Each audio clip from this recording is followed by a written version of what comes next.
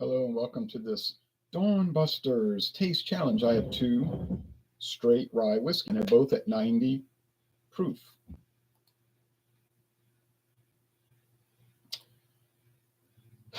This really haven't. This is the Jim Beam Rye, and this one is their Pre-Prohibition style. It's not the only one they make, but this is Jim Beam Rye Pre-Prohibition style. Introduced in 2015, and it replaced the Jim Beam Rye 80 proof, which now they're selling again. I have noticed, starting in 2024. But that's another story. But here's Jim Beam Prohibition, Pre-Prohibition style rye. Try to get it to focus here. I went to Metairie to buy it, and they didn't have any in stock. So when I was passing through Baton Rouge, this was 2 years ago, on the way back from Texas, there's a Total Wine and More right off Interstate 10. Like, you just get off the exit, go through the stoplight, and it's right there. So it was pretty convenient. Went in there, sure enough, they had it like they said on the website, and it was $17.99. Man, it will not focus. $17.99. Okay, finally, which was a good price, and I think they still have it listed for that price, if assuming you can find it. New charred white oak barrels has to be a rye whiskey. Any rye whiskey has to be aged in new charred oak barrels. If you want to make it a straight rye whiskey, then it has to be aged at least 2 years. And all the whiskeys have to come from the same state, in this case, Kentucky. If you notice, they don't have an age statement. So we know it's at least 4 years old. And it's got a fancier Jim Beam bottle. You notice that the bottle is a little fancier than your standard Jim Beam. All right. Even Jim Beam itself, if you buy Jim Beam whiskey, bourbon whiskey, which is mostly corn instead of mostly rye, that one doesn't have an age statement. Although they tell you right there on the website that it's aged 4 years. So they don't put it on the bottle, but they tell you on the website it's aged 4 years. All right. Why they don't put an age statement, I do not know. They told me at Jack Daniels they don't do it. This is what they said at Jack Daniels Distillery. The guy said, we don't put an age statement on the bottle because then you have to pay an extra tax. There's like some kind of special tax you have to pay if it has an age statement. He said, so we just age it for about 4 years, wink, wink, and we bottle it. But we don't put an age statement.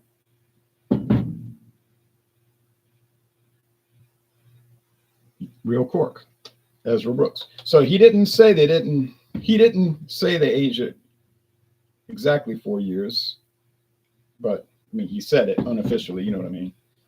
No, I mean, but hey, if that's the case that you got to pay an extra tax, I understand, because they're trying to keep the price down, for Jack Daniels and Jim Beam, they try to keep the price down, and you say, well, they could just pass it on to the consumer. Yeah, but the price wouldn't be kept down so much.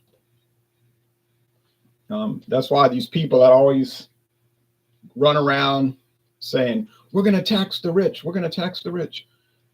Like they're going to help you out. You're the middle class, or the lower class. But that doesn't do anything except make you pay higher prices, because they just raised okay, so like, let's say the tax makes each price of the unit 3 cents more. Well, the company's not going to pay the 3 cents. They're going to raise the price 3 cents. You're going to pay the tax, not the company. You. And then you run around saying to the government, yeah, you show those rich guys. No, they showed you. They show you that you're going to pay the tax and you're going to celebrate it. That's the trickery involved. Okay. But you can't tell these people they're fanatics. You know, I know so many of these fanatics. You try to talk to them and they'll just say, they say stuff like, but that's what you believe. I say, no, that's the truth. It's not what I believe. It's just what they do. It's like, you know, when you tell about minimum wage, if they raise minimum wage $3, then everything in the whole country goes up $3. So now you haven't gained anything. And you tell these people that, well, you just don't like, what do they say? You just don't like poor people. I'm like, no, I'm trying to help poor people. You are dedicated to your ideology. And I could show you a blue sky and say, look, the sky is blue. And you would say, no, it ain't blue. You're just saying that. That's all you Republicans ever say. And I always tell those guys, I say, I'm not even a Republican. All right. Anyway, I can show you my voter ID card if you don't believe me. Okay. Anyway, here we go.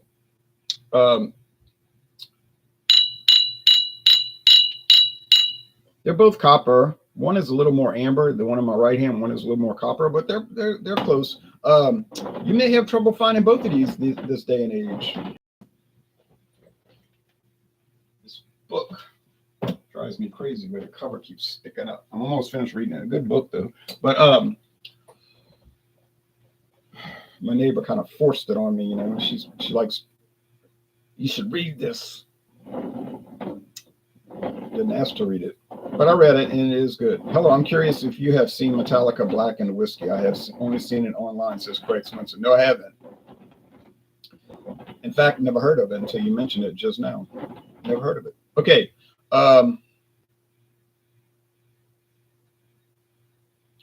These are both 90 proof. They're both mostly rye, common sense, rye whiskey. But they're not from the same state. This is made in Indiana on an Indiana night. And this is made in Kentucky. Made, aged, and bottled in Kentucky. This one is made and aged in Indiana for 2 years. And then they send it, I guess, by rail or truck to Missouri, and they bottle it there in St. Louis. That's just the way they do it. So Ezra Brooks does not make their own rye whiskey. It's contracted out. But it's actually contracted out to their parent company now. Midwest Grain Products in Indiana bought Luxco 4 years ago. Luxco was a family-owned company owned by the Lux family. That was their last name, Lux, L-U-X, Lux. It was started by them, 1959. But I think the guy that owned it was like 80, in his mid 80s. And, you know, the same kind of story, same old story we hear about where the children don't want it or they might want it too much. And he knows there's going to be a big fight over it. And then they just say, look, let's sell it because it's going to be more trouble than it's worth. Same thing happened to Bell's Brewing Company in Michigan. People say, how could that guy sell out? Look how he's betrayed the craft beer world. I said, how did he betray the craft beer world? He said on the website post that he couldn't get anybody in his family to run it. He was getting up in age. And he was tired of doing it. You know, he's like, oh, well, you know, I can't force people to run it. It was a good Chinese restaurant in Kenner, Louisiana. Good Chinese restaurant. In fact, most people said the best one in New Orleans. And it shut down. Why is that? The lady was 85 years old and her kids would not run it. She tried to train her nephew to take it over, and he was a good cook, but he's, I don't want to do it. I don't want to run that. So it's gone. That's it. Sorry if I missed it. What are the prices on these two bottles? But yeah, you didn't really miss it because I kind of got off track on it. This one is $17.99. I paid that 2 years ago, and they're still listing it at that. This one is the same price, $17.99. But I got a deal for $9. $9. But it was all dirty, you know, covered with grime. The label was peeling off. And the guy at the liquor store, he made it look like, you know, like he was embarrassed that I found that on the shelf. And he was like, well, for you, $9. And I'm thinking, I know it's way more than nine. It's twice the price. But I said, okay. I knew I could see it was still sealed, so I could take it home and take warm water and soap.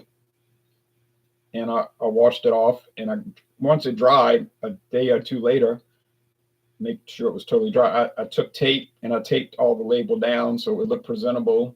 Can't really see the tape from this distance. And then you had to peel that little thing off to get it open. So yeah, and I was impressed that it had real cork. So no, I did not plan to buy it. I mean, I did eventually, but I just stumbled on it. And he said $9, so who's going to pass that up? Not me. And yes, I believe price should be taken into consideration. Some people say you should never mention price. I don't know why they say that, because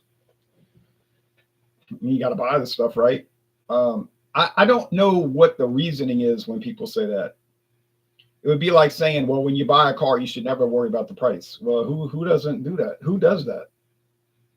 Everybody worries about the price. Why they have negotiations in the office with the man, like, no, I can't pay that much. And then he says, well, we'll see, and back and forth and all that business. So that's just like, it's like saying, well, we're not going to deal with reality. We're going to deal with theory. No, I deal in reality, honestly. Okay. When I go shopping, do I look at the prices? Yeah, I do. I do. No. And if something's too expensive, I'll say, I don't need it. I don't even want it for that. So anyway, you bringing up a great point, Craig.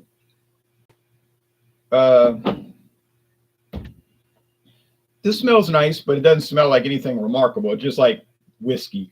You say, what does that smell like? Oh, whiskey, general whiskey of any type, maybe a little spicy, that you could put the rye whiskey. Yeah, same thing here, but maybe a little more spice. So on appearance, they're about the same. Jim Beam might be a little darker. And they don't have coloring or flavoring added because they're straight whiskey. Straight whiskey is absolutely not allowed to have any coloring or flavoring added.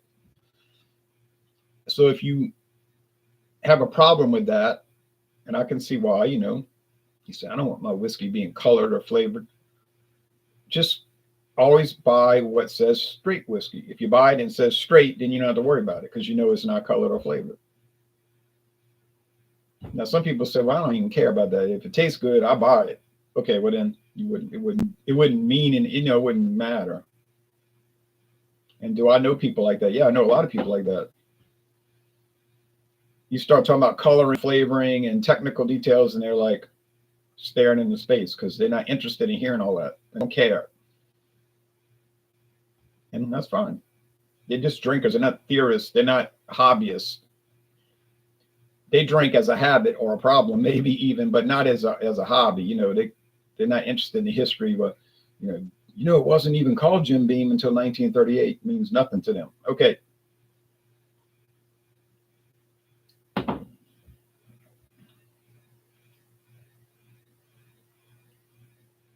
Spicy, very minty. I notice rye whiskey to me always tastes like mint, spearmint, peppermint. Some kind of mint. I don't know. I'm not a mintologist. I don't have an expertise in mint. But that's what it tastes like to me. Wintergreen, is that a type of mint? I know it's a gum, chewing gum. Do I like mint? Yeah. Do I like that minty spiciness? Yeah. So ipso facto, I like rye whiskey. I really do. Okay.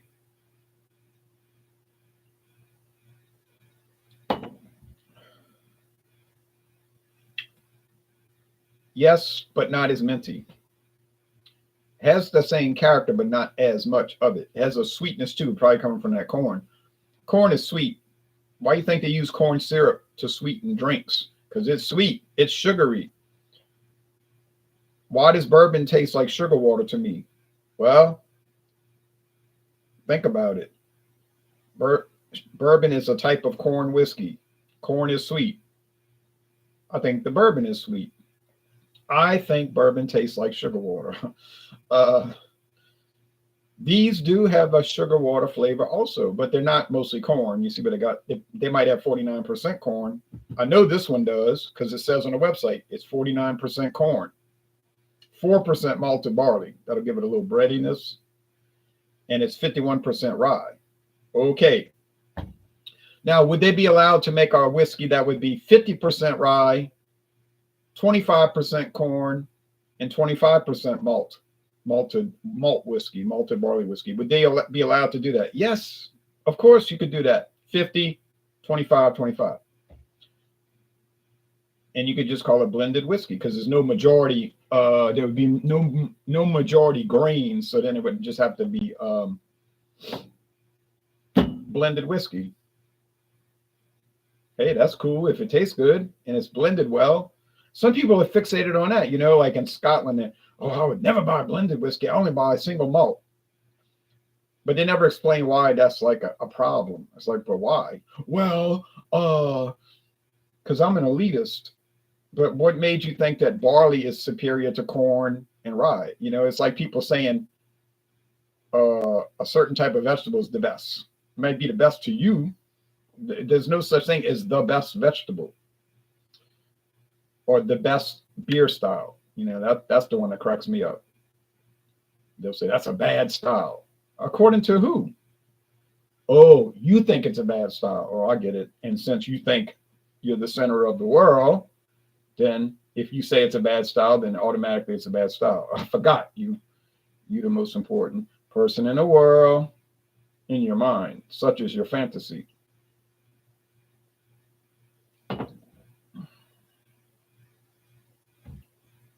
Now, what's the best style of whiskey? Well, that depends on who's drinking it. Now,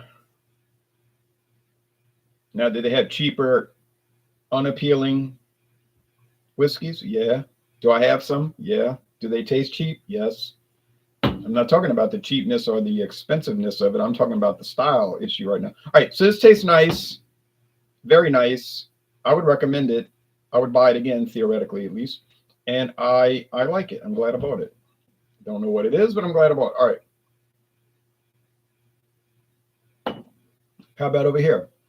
I like it. Now, remember, 2-year age, 4-year age, at least. Does that seem to make a difference here? I'm not really noticing that. Sometimes aging is overplayed, I think. Because I have had whiskeys that are aged 12 years. And they're as dull as the day is long. They're smooth, but they're nice, but they're dull. It's like, well, yeah, you took some bland stuff and you aged it 12 years. So now it's just still bland. All right, won't name those right now, but I don't know. It's a big controversy. Okay. I got to take one last sip and decide.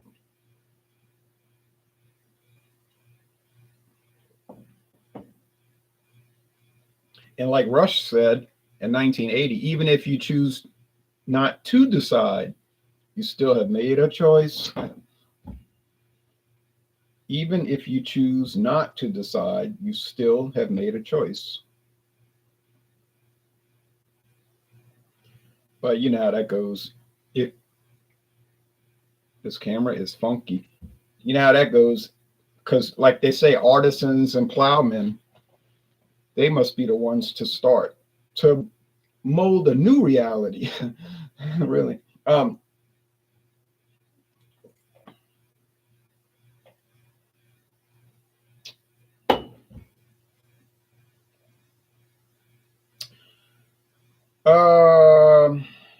This is a dead tie. I'm telling you right now, this is a dead even Steven. It's just so even. I mean, price is the same. The availability is the same, meaning not very available anymore. And enjoyment and quality level is the same. So this is one of those where it's almost identical down the line.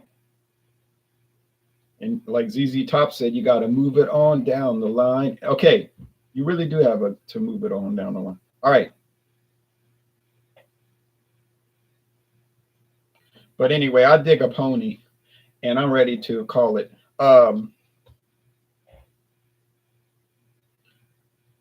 because you can instigate anything you want.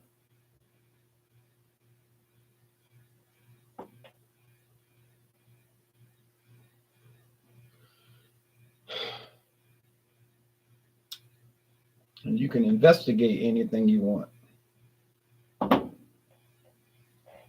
I think this is the Jim Beam because it's got maybe a little bit more luxuriousness. And I'm talking about maybe, but then again, maybe not.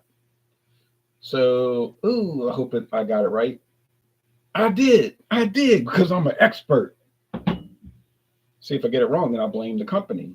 I say, well, it's too similar. They should have made it more indistinguishable. Now, if I get it right, it's because I'm an expert. See, so I have a perfect game plan. If I'm right, I blame myself because I know what I'm doing. If I get it wrong, then it's something wrong with the product. I'm like Nicky Santoro in a casino. I got a foolproof plan. All right. Of course, I think with him, it was like Blue Oyster Cult said, and the joke's on you. The joke's on you. And the joke's on you. Off-track question. Do you still buy physical copies of music, or do you enjoy what you already own? I enjoy what I already own, and I do buy physical copies. In fact,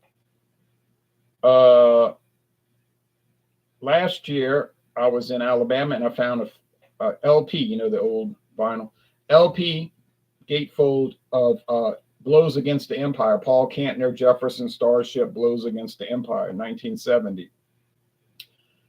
And I was like, oh yeah, it had the booklet, had the poster in it and the booklet, the artwork with the lyrics and all. I was like, artwork by Grace Slick. I was like, oh yeah, I'm buying this. And it was like $4. $4, and there was nothing wrong with it. It wasn't the first printing. It was a later, I think a 1976 edition, but still. I said $4, and I played it perfect, no scratches. It's like somebody bought it and never played it. But I was like, I was so excited. So yeah, it's still doing. I'm still looking for some other albums, which I haven't found yet. I'd like to find some stuff from Sweet, like their 1974 albums, Desolation Boulevard, and I'd like to find the British and American versions, and